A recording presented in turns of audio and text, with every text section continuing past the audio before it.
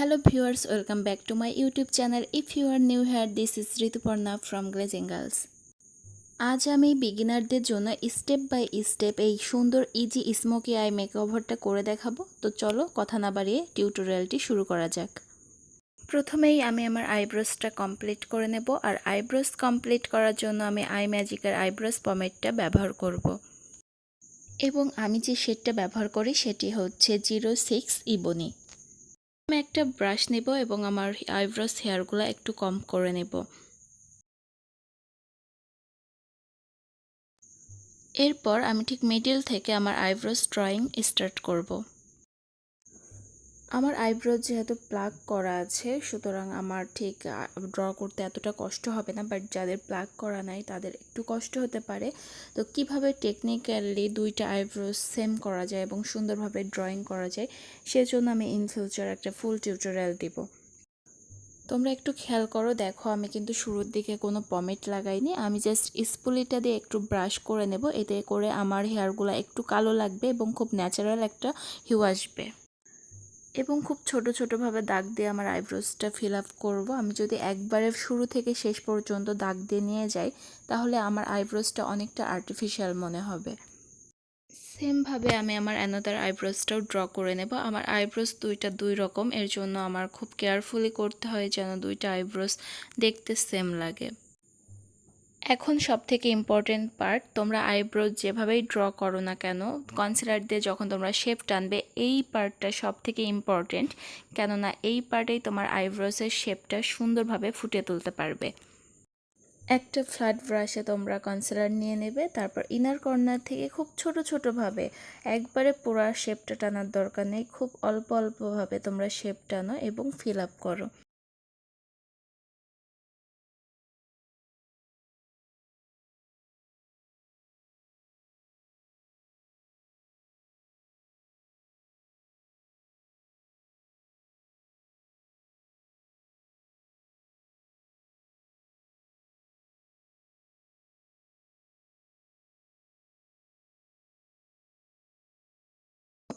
এবং তোমরা যখন আরেকটা আইব্রোসে হাত দেবে, তখন তোমাদের নিচের যে লাইনটা আমি টানছি, সেই লাইনটা এবং অপর আইব্রোসের লাইনটা যেন একই জায়গা থেকে শুরু হয়, অর্থাৎ উঁচু নিচু যেন না হয়।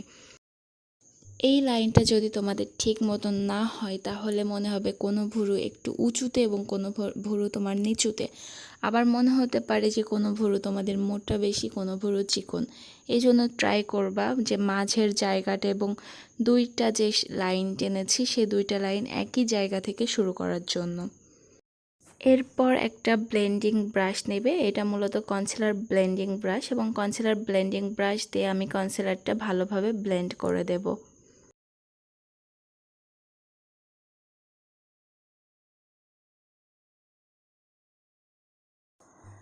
এরপর আমি কালার কারেক্টিং করব, আর কালার কারেক্টিং করার জন্য আমি এলেগালের অরেঞ্জ কারেক্টরটা ব্যবহার করব।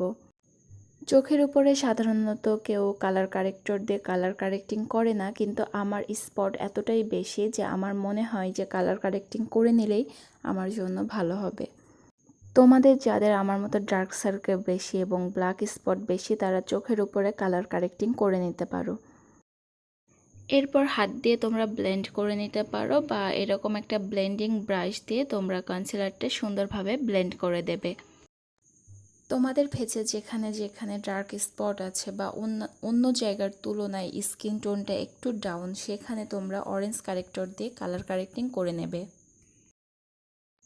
তোমরা একটু খেয়াল করে দেখো, আমার কালার কারেক্টিং করে নেওয়ার জন্য আমার ব্ল্যাক স্পট অনেকটা কম লাগছে। এখন আমি একটা লুজ পাউডার দিয়ে আমার এই কালার কারেক্টিং করে নিলাম। এই কালার কারেক্টরটা একটু সেট করে নেব, যাতে এই কালার কারেক্টরটা আমার ফাউন্ডেশনের সাথে না মিক্সড হয় এবং ফাউন্ডেশনের কালারটা চেঞ্জ না করে। খুবই অল্প পরিমাণের পাউডার দিয়ে সেট করবে, না হলে তোমরা যখন ফাউন্ডেশন অ্যাপ্লাই করবে তখন কিন্তু ফাউন্ডেশনটা গুঁড়ি হয়ে যাবে। কোনো রকম অল্প একটু পাউডার দিয়ে তোমাদের ফেসটা একটু সেট করে নেবে। আজ আমি ফাউন্ডেশন হিসাবে নোট ফাউন্ডেশনটা ব্যবহার করব। আমিও এই ফাউন্ডেশনটা রিভিউ দেখে কিনেছিলাম। আমার শেড হচ্ছে 06, আমি অনলাইনেই চুজ করে কিনেছিলাম, যেটা আমার স্কিনের থেকে একটু লাইট। ফাউন্ডেশনটার প্রাইস ছিল 1450 টাকা। তোমরা নিজেরাই এর কাভারেজটা দেখতে পারছো যে এর কাভারেজটা কীরকম। এটা ক্লেম করে মিডিয়াম টু ফুল কাভারেজ দিয়ে থাকে, কিন্তু এটা মোটেও ফুল কাভারেজ দেয় না। এটা মিডিয়াম কাভারেজ দেয় বা মিডিয়ামের থেকে একটু বেশি কাভারেজ দেয় যখন আমরা ডাবল লেয়ার ব্যবহার করব। এবং এই ফাউন্ডেশনটা অয়েলি স্কিন বা কম্বিনেশন স্কিন বা সুপার অয়েলি স্কিনের জন্য মোটামুটি ভালো।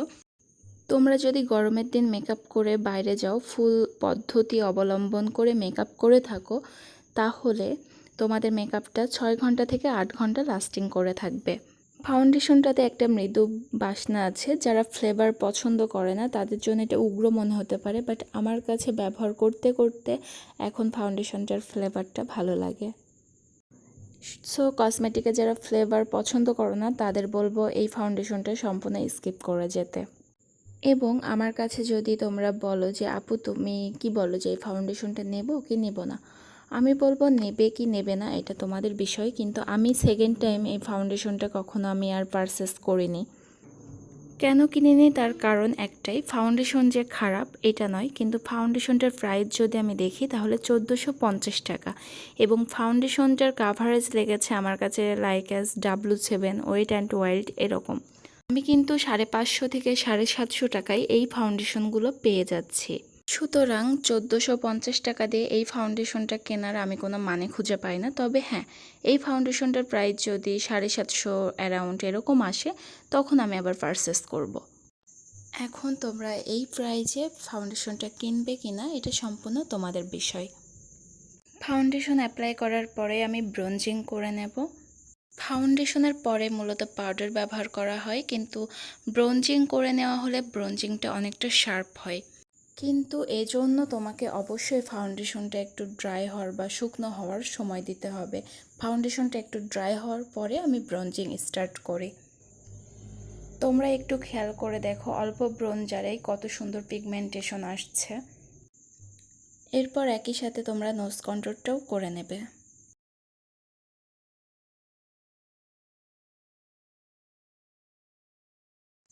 এখন আমি লুজ পাউডার দিয়ে আমার পুরো মুখের মেকআপটা সেট করে নেব।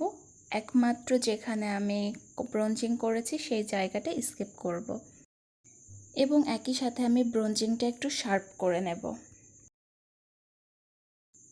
চোখের নিচে আমি একটু বেশি করেই পাউডার দেব, কেননা এরপরে আমি চোখের মেকআপ শুরু করব। আর চোখের মেকআপ শুরু করলে একটু আইশ্যাডো ফল আউট হয়, সো আমি একটু বেশি করে লুজ পাউডার দিয়ে নিলে আমার যদি আইশ্যাডো ফল আউট হয়, আমি যখন পাউডারটা ঝেড়ে ফেলব তখন যে লুজ আইশ্যাডোটা আমার ফেসে পড়বে সেটাও মুখ থেকে ঝরে পড়ে যাবে। এতে করে ফেস মেকআপের কোনো ক্ষতি হবে না। আজ বিগিনারদের জন্য আমি খুব সহজ পদ্ধতিতে চোখের মেকআপ দেখাবো। এর জন্য আমি 5 টাকা দামের একটা কস টেপ, সেই টেপটা কেটে নিয়ে আমার চোখের সাইডে লাগিয়ে নেব। এবং তোমরা সাইজটা ঠিক করবে তোমাদের চোখের যে আউটার কর্নার সেখান থেকে তোমাদের ভুরুর যে শেষ সেখানে তোমরা টেপটা লাগাবে। এবং সবসময় ট্রাই করবে দুইটা চোখের টেপই সেমভাবে লাগানোর জন্য, না হলে কিন্তু দুইটা চোখের মেকআপ দুই রকম হয়ে যাবে। আর হ্যাঁ, লুজ পাউডারের উপর টেপ বসতে চায় না, এ কারণে পাউডারটা একটু ঝেড়ে ফেলিয়ে দেবে এবং মুছে ফেলবে, তারপরে তোমরা টেপটা লাগিয়ে নেবে। এবং আবারও বলছি, দুইটা চোখের টেপ কিন্তু সেমভাবে লাগাবে, না হলে কিন্তু চোখের মেকআপ দুইটা দুই রকম দেখাবে। এরপর আমি আই ম্যাজিকের যে জেল আইলাইনার প্লাস কাজলটা আছে সেটা নিয়ে নেব। এবং চোখে যেভাবে আমরা আইলাইনার দিয়ে থাকি ঠিক সেভাবে একটা ব্রাশের সাহায্যে তোমরা দিয়ে নেবে চোখের পাতাতে।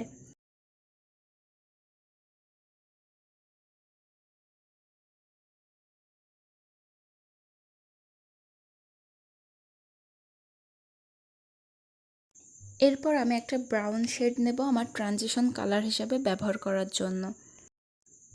আমি আমার ক্রিজে একটা ব্লেন্ডিং ব্রাশ দিয়ে অ্যাপ্লাই করব, ঠিক ততটা সময় ব্যবহার করব যত সময় না আমি একটা পারফেক্ট মনের মতন কালার পাবো।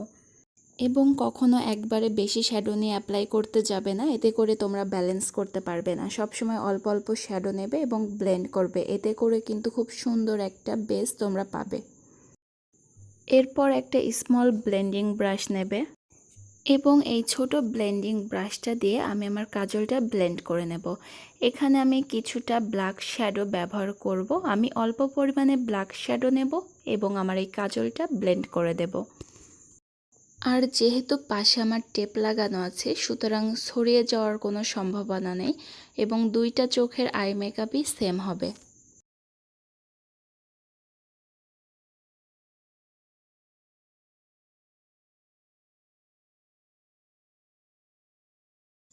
সেম পদ্ধতিতে আমার অন্য চোখের মেকআপটাও আমি করে নেব। এই দুই চোখের মেকআপ করতে আমার বেশি জোর হলেও 5 মিনিট টাইম লেগেছে।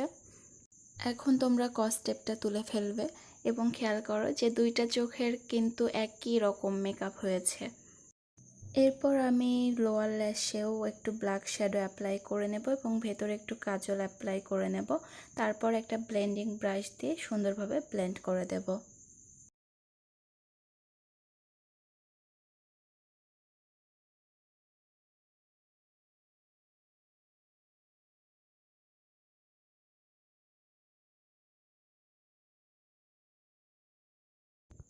এখন মুখে যত এক্সট্রা পাউডার ছিল একটা ব্রাশের মাধ্যমে সব পাউডার আমি ঝেড়ে ফেলবো।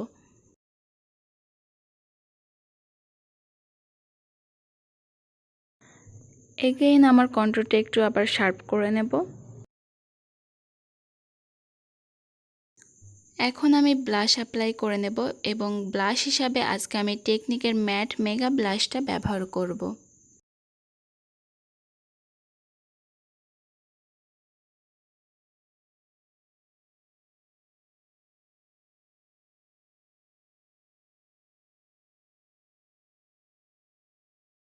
সেটিং স্প্রে ব্যবহার করে নেব এরপর, এবং সেটিং স্প্রে হিসাবে আজ আমি রেভলিউশনের ম্যাট অয়েল কন্ট্রোল ফিক্সিং স্প্রেটা ব্যবহার করছি। এরপর আমি আমার ভেজা বিউটি ব্লেন্ডারটা দিয়েই আমার স্প্রেটা একটু সেট করে নেব। এতে করে কি হবে, আমার মেকআপটা অনেক বেশি লং লাস্টিং করবে, সহজে নষ্ট হবে না। আমি খুব অল্প হাইলাইটার ব্যবহার করব এবং হাইলাইটার হিসেবেও আজকে আমি টেকনিকের মেগা গ্লো ব্যবহার করছি। ঠিক দুই চলে আমরা যেখানে ব্লাশ লাগিয়েছি তার ঠিক উপর দিয়ে আমরা হাইলাইটার ব্যবহার করব। এরপর আমরা থুতনিতে ব্যবহার করব, ঠোঁটের উপরে ব্যবহার করব, নাকের উপরে ব্যবহার করব এবং কিছুটা হাইলাইটার কপালেও ব্যবহার করব। আমি আজ কোনো ফলস ল্যাশ পরব না। আমি একটা আইল্যাশ কালার দিয়ে আমার আইল্যাশগুলোকে একটু বেশি করে কার্ল করে নিব।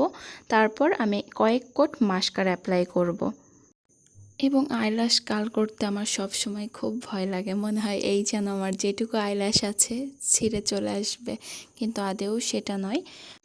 তোমরা আইল্যাশ কালার ব্যবহার করার সময় খেয়াল করে নেবে যে রাবারটা ঠিক মতন আছে কিনা। মাস্কারা হিসাবে আই ম্যাজিকের মাস্কারা ব্যবহার করছি এবং কয়েক কোট আমি থেমে থেমে ব্যবহার করে নেব। প্রথমে এক কোট ব্যবহার করব, এটা শুকিয়ে গেলে আমি এর উপরে আরেক কোট ব্যবহার করব, ওইটা শুকিয়ে গেলে আমি তার উপরে আরেক কোট ব্যবহার করব। এতে আমার আইল্যাশের ভলিউম বাড়বে এবং দেখতে ঘন লাগবে।